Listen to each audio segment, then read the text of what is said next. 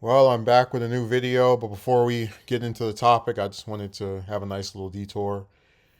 I have had three job interviews in the past week trying to get a second job, and I have been stood up by every single employer for this whole past week. One of them had me go out at 7 in the morning when it was freezing and wait outside of their restaurant, which they promptly revealed was not being attended by the person that was supposed to be there to interview me, and they took my information down, and haven't heard anything back since.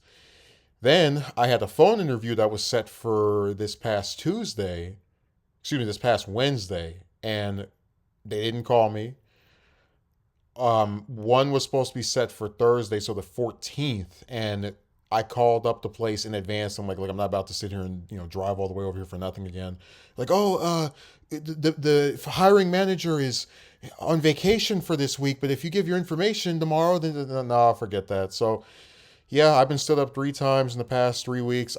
Past 2 weeks rather, and I don't understand what the logic is of going and scheduling to have interviews with people and then not showing up to them. It's all just really frustrating. Friday the 13th, Part 4 is my favorite Friday the 13th movie. I like Jason's design. I like most of the characters, even the supporting ones that don't really have that much of a role besides being body parts to get thrown together. And I really like the dynamic of the Jarvis siblings, Tommy and Trish. Corey Feldman's character is so unique in most of these different horror franchises because you don't tend to have the young boy as the protagonist. This is before, stuff like Chucky and Halloween 4, so it's even more innovative. And I like that he has a distinct personality. He's someone that makes masks and is attracted to these various creatures, and it plays into his role in the climax of the story as someone who can understand Jason's identity by making himself appear to be that way. And the ending where he ends up being the one to take Jason down, when I first saw it, surprised me, shocked me. I couldn't believe it. Even if the film, in subsequent viewings, makes it more apparent that yeah, these teenagers, they have no idea because they don't understand the pathology of Jason. This kid does, so it's something that becomes more tenable to my mind as I watch it more and more. And the ending where he looks into the camera um, was another source of intrigue. What's going to happen? I was very I love Part Four. It's a film that's good on its own. It's a film that's good as a conclusion. It's a film that just I think is really solid, and Corey Feldman's performance is a big part of that. Him and Kimberly Beck. Now, going into Part Five, you have this big time skip, and let me say that I try to be sympathetic towards filmmakers when I think it's appropriate. I am well aware that Feldman's career was blowing up, so they had to get somebody else to play the character. You got John Shepard. And if I could make a recent comparison to something else that's like more, that happened in more common, just like in a more recent period, I guess I could say that Tommy's character in Part 5 reminds me of Allison's character in Halloween Kills, in the sense that you have a character who had like a decent focus, okay focus in the first movie they were in, and after that initial film, there's so much to extrapolate, right? Like, so for Tommy, the death of his mother, how did he react to that? The years of just being traumatized by this and what all that entails.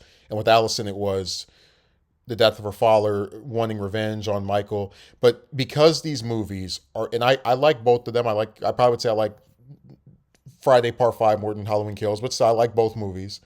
Because these films are so bloated with all of these different zany, inconsequential characters who are just there to add to the body count, their arcs are not fleshed out, they're not developed, and they come off almost like cardboard cutouts.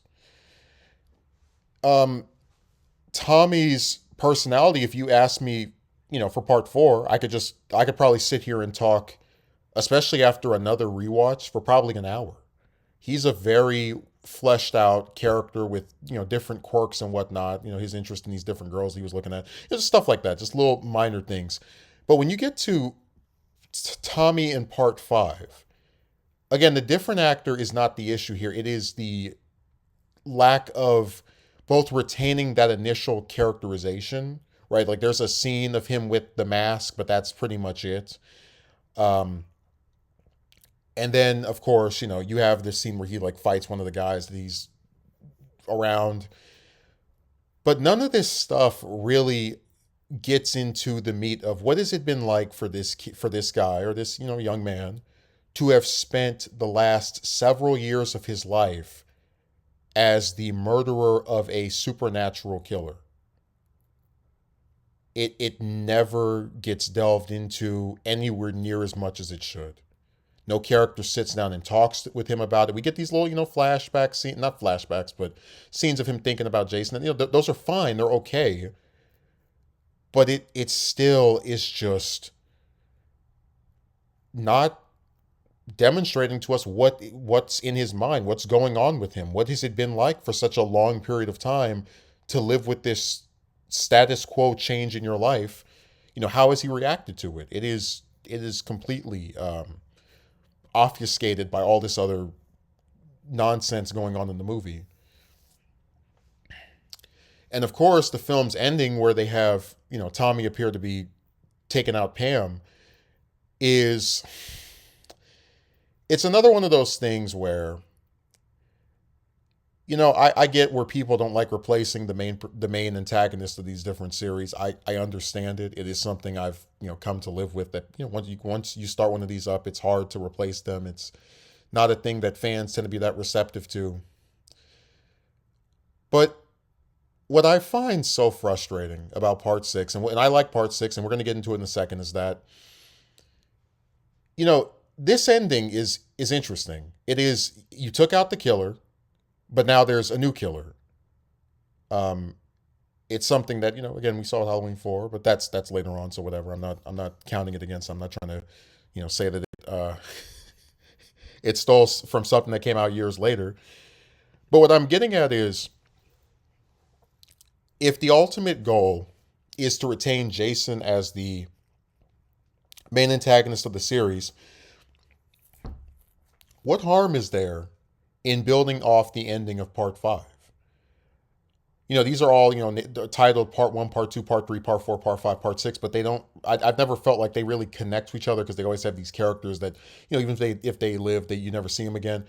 What if part six picked up immediately from part five, and, Tommy wanting to be Jason is like a fake out. He can't go all the way through with it. It's like a clear sign that there's something wrong with him. And as, Pam is trying to, I guess, calm him down, get him to act normal, somebody by happenstance resurrects Jason, and now Tommy has to either become the thing that he took out years ago or stop that thing that he took out years ago as an adult. I think that would be respectful of the finale without actually changing the main antagonist. And it's unfortunate that John Shepard, didn't want to return, and they threw out the whole idea. And basically, the ending of part five is resolved in some, just off-screen crap. Because I really don't like that with a lot of these series. They always have an idea that I just think is so interesting in isolation, and they never build on it. And that's exactly what happened with the proposal, not even just going through with it, but the proposal of having Tommy as the new killer. That I think, even if you want to do a fake out, that still could have been for an interesting film. Now, when you get to part six, this is some damn near. So, like, what I liked about Tommy in part four, and to an extent part five as well, is that he's an innocent bystander. He's a guy who, as a kid, stumbles across this supernatural killer, saves the day, and even when he's kind of like traumatized, not as mentally put together as he had been when he was a kid. He still does the right thing in the end against this new killer. So when you have him be the reason via resurrecting Jason that all of the killings of part 6 and even the movies he's not in take place, it's just it really damages the character, in my opinion. Now, I said I don't bemoan the character for being played by three different actors. I think it is a factor in why it's hard to get invested in him.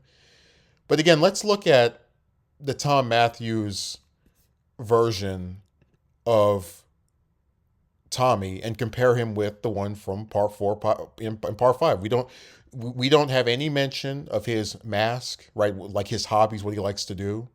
We have no mention of his sister, who at least they had enough grace to show a picture of in part 5. We get like a little audio clip of or whatever. We have no reference to, again, the ending of part 5. So, and this is my point of how I say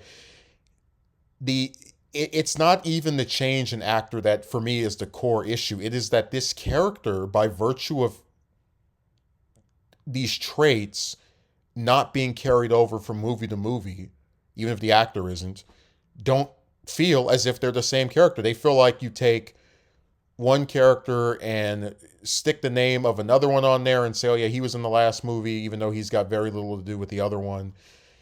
And it's just sad because Tommy is, I'd say objectively, the most important character in the series besides Jason and Mrs. Voorhees, and even that's debatable on that second one. And it's just so unfortunate that for a character who is of such high importance compared to damn near everybody else, they just can never do him justice. There's no planning. There's no resolution to an arc. It feels like they had an idea for him to replace Jason. They chickened out of it.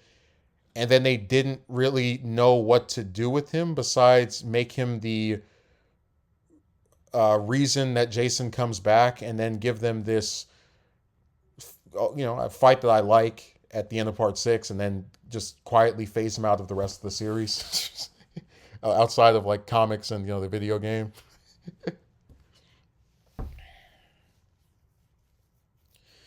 But yeah, that's how Tommy went from an interesting character who is one of the reasons that my favorite installment in the series is part 4, to a character who is only the same as that character in name only, because they under focus on the things that would make him stay the same. And you have the, again, unfortunate circumstance in being played by a different actor each movie. You can't tell me Tommy from part 6 is Tommy from part 4. They have nothing in common. They don't act similar at all. All they have in common is I am against Jason, which you could say about pretty much every other protagonist in the whole series. So it's sad that they screwed him up. And maybe someday if they ever reboot Friday the 13th, they can introduce this character again and give him an actual arc.